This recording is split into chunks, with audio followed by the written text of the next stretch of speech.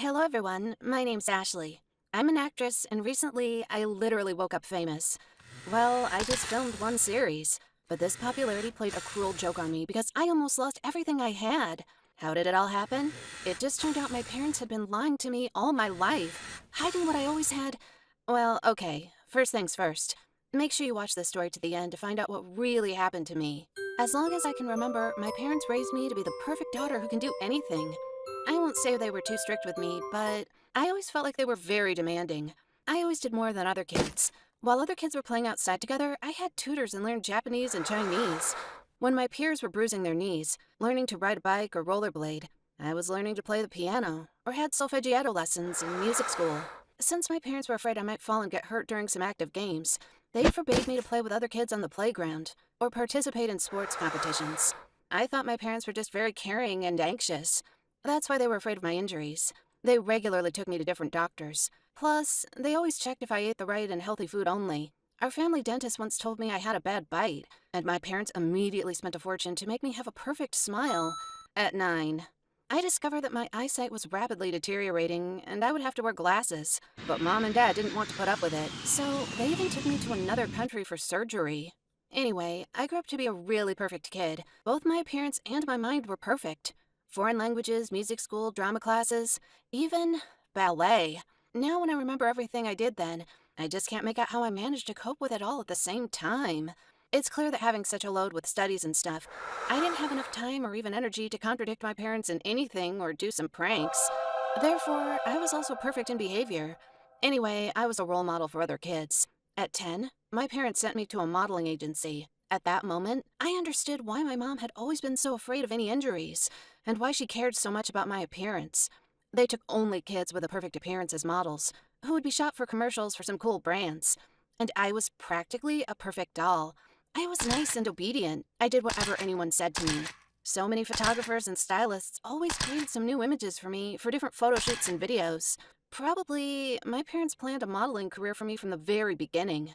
I learned foreign languages to communicate freely in different countries. I had good acting skills to act well in front of cameras. The only thing I missed was my height. When I was a kid, everyone hoped I would grow up and be a star of all the world's runways, being 6 feet tall. But when I was 15, everyone understood that 5 feet was my maximum. Of course, I could forget about the runway. Despite the fact they still invited me to shoot for commercials nonstop, my mom was very upset. One evening, I even heard her crying, talking to my dad and blaming some stupid jeans for everything. That was strange, by the way, because my dad was very tall. He even played for his college basketball team. And my mom was taller than any woman I knew. Besides, I heard from my grandma that my mom also had a modeling career. But once she got injured, and then they started refusing her everywhere, that's why she quit and started studying law. So my mom just wanted me to fulfill her dream ever since I was a kid. That's why I had to study and practice so hard. And I almost fulfilled her dream. I started thinking what I would do if the advertisers suddenly lost interest in me as a model. So I was about to finish school. We had booklets from different colleges and universities at our school. I carefully studied all the information there and decided I would become a doctor or a veterinarian. I always wanted to help people and be helpful. Yes, and I loved animals very much. Though I never had my own pets, my parents didn't allow me to have a dog or a cat. Anyway, I decided I should talk to my parents before I applied to colleges and universities I had chosen. Of course, they strongly disagreed with my choice. My mom almost fainted, shouting they didn't invest so much money and effort in my appearance and education, so that I later became an ordinary doctor. She said it was very stupid for such a beautiful girl like me to hide in a doctor's coat. We argued for a long time, but in the end, they sent the documents to the college that they considered necessary and right for me. And that's how I became a student at the Tisch School of the Arts in New York. This is one of the coolest and most prestigious ones in America. There are many TV and movie stars among the graduates.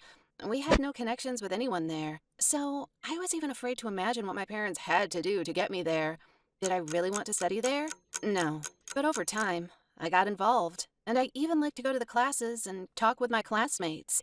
And then my mom came up with another idea. She decided going to college wasn't enough for me. If I really wanted to achieve something in my life, I should start thinking about my career right now. That's how we came up with Hollywood.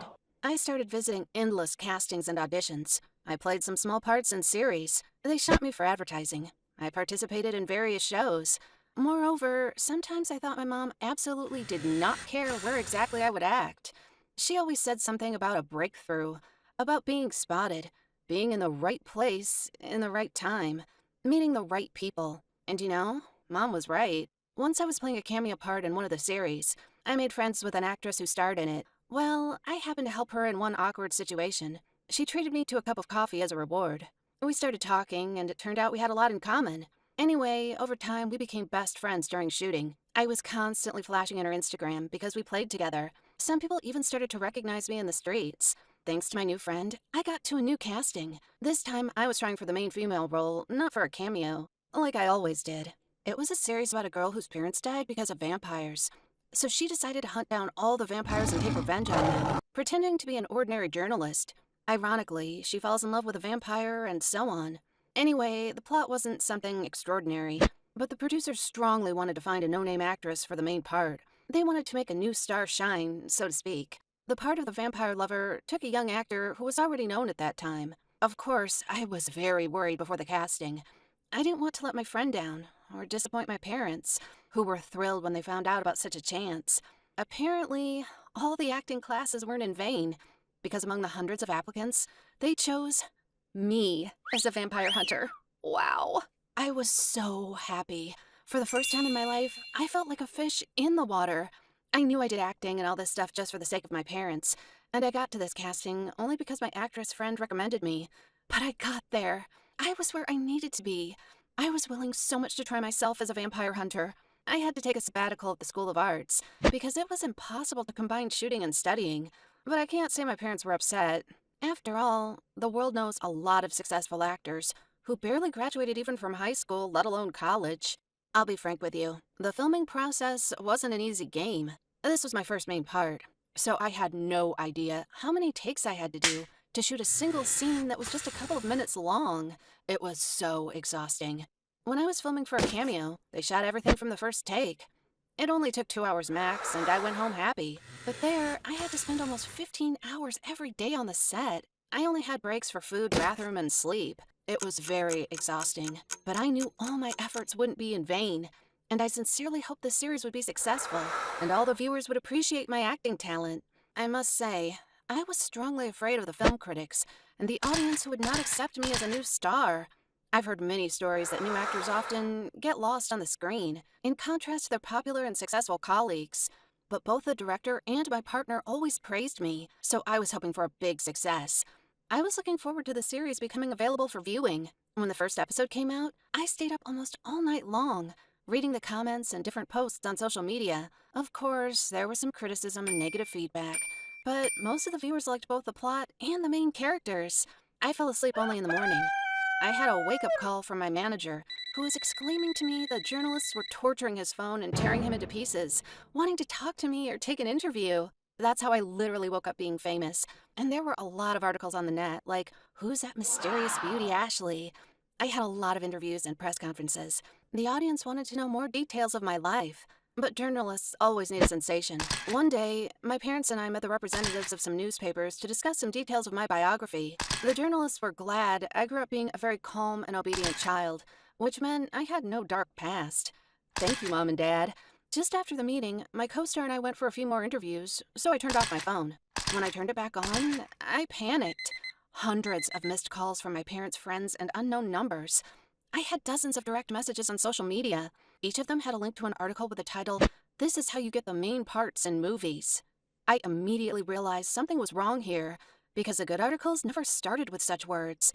Anyway, it was an article in some yellow paper that said many people were surprised how they took an unknown young actress to shoot in a rather promising series with a successful and popular actor. And after digging into my past, they found a very interesting fact. I used to work in escort services. I accompanied rich and powerful men to social parties, business meetings, and on some business trips. Of course, this article also mentioned I provided some other services, so to speak, that were a more personal nature. And that was how I got the main role. One of my wealthy customers just bought it for me, because in fact, I was a mediocre actress. I would probably have laughed in the face of the journalist who wrote this nonsense, but I was shocked by the photos that were attached to the article. There was real me there, accompanying various businessmen at some beau monde parties. But Wait, how could this be possible anyway? I mean, I'm sane. I don't have schizophrenia or something. I remember perfectly well all the people I had contact with, and I didn't have any time for such nonsense. My manager immediately came up to me and said, "We must make an official statement. Otherwise, a great scandal would spread all over the internet and it wouldn't be stopped." Our version was like this. It wasn't me in these photos, just a girl who looked like me. That's it. But journalists immediately demanded that I prove where I was and what I was doing on the days when the events captured in the photos took place. It turned out I had shootings or interviews at that time. Many people from the crew or other journalists could confirm that. I came home at night. I was too tired and exhausted. Who in the world would ever think my successful career would have such a great start and such a bad ending? But that wasn't it. When I went into the kitchen, I thought I was sleeping and watching some stupid dream because my parents and another me were sitting at the table. How could this be possible? Noticing my reaction, my doppelganger grinned angrily and said, "Well, hello, my little sister." My little sister? What the heck was she talking about? I immediately looked at Mom and Dad, begging them to explain what was going on here. And for the first time in my life, I saw terrible sadness and guilt in their eyes. My mom asked me to sit down, and then she started the story. It all happened 20 years ago. My parents had been trying to have a kid for almost 3 years, but they couldn't. They went to different doctors, but everyone killed their hope for a bright future with kids. Anyway, they finally went to some high-class specialist in Europe, and he gave them the final diagnosis. They would never have kids. Never. At first, Mom and Dad were very upset because they both dreamed of having kids, but then they realized that money can fix it somehow. They returned to the medical center to find out if there were any girls among the patients who were planning to give up a kid. They agreed in advance to take the kids for themselves and pay a compensation to the biological mother. They didn't even reach the head doctor when they saw a woman bitterly crying in the hallway. Mom and Dad immediately approached her to ask if she needed some help, and she said the words that later became the fate of several people. That woman replied if they wanted to help her, they should take one of her kids. After all, she just found out she was going to have twins. The woman was very poor. She could hardly take one kid, and the doctor said she's going to have twins. Anyway, my parents immediately realized they could help her. They offered her a substantial reward. In fact, they bought one of her kids. Me. At the same time, they promised to help her and provide everything she needed until the moment of birth. The woman agreed without hesitation. She gave birth to 2 beautiful twin girls, who were the same as 2 peas in a pod. As agreed in advance, one was taken by my parents and the second one stayed with the woman. Surprisingly, even seeing the newborn babies, she didn't change her decision. Well, she perfectly understood she wouldn't be able to support 2 kids because she didn't have a job or a husband or parental support. As you may guess, the other girl who was sitting in my kitchen right now was my twin sister, Amber. She continued the story because after my parents bought me, they never got in touch with that woman again. They even moved to another city. Amber's childhood wasn't easy. My parents' compensation was spent to buy an apartment. Her mom could barely make ends meet, trying to feed both herself and her daughter. She was constantly searching for work. No one wanted to hire a young mom with a little kid as an employee. Once, they got lucky. Amber's mom finally found a job as a maid in some rich house. The owner of the house even allowed her to live there with her kid. Life got better. They moved out of their apartment and started renting it, getting extra income. Amber grew up in this house. She always lived surrounded by wealth and luxury, but she knew she could only look at it, and she couldn't touch it, and all these fancy things didn't belong to her. Therefore, she grew up to be envious, angry with the whole world, dreaming of one day entering that same house, but no longer being a servant, but its owner. Amber started working at 15. She was doing some odd jobs. First, she was a cocktail waitress, then a go-go dancer in nightclubs. One night, a rich and very powerful man noticed her.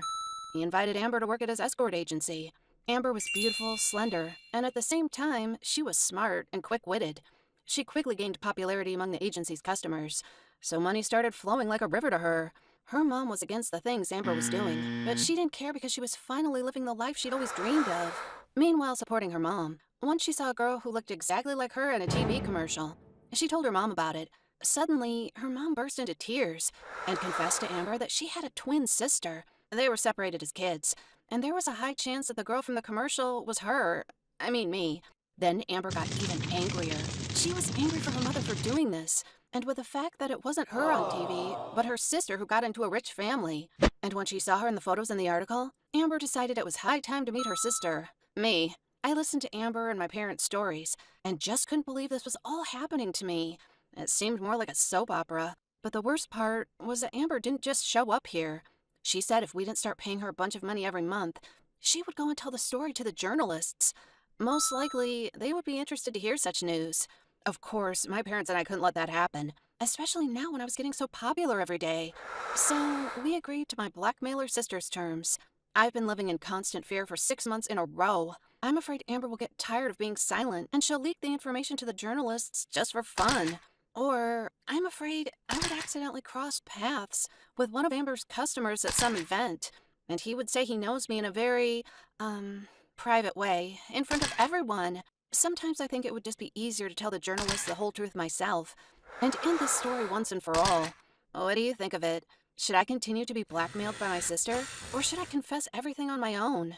Write your answers in the comments below. I'll try to answer you back. If you enjoyed this story, don't forget to like it and subscribe to the channel. Turn on notifications to stay tuned all the time. See you guys. Bye.